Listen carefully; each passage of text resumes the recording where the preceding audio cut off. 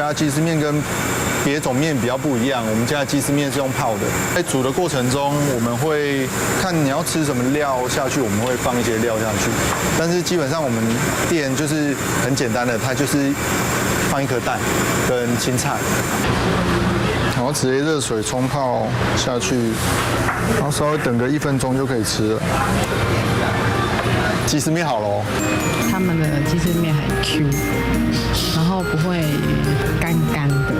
我们每一次如果来员林，都会来这家吃他的鸡丝面。斗六，它就是很滑顺，然后跟汤头是结合在一起。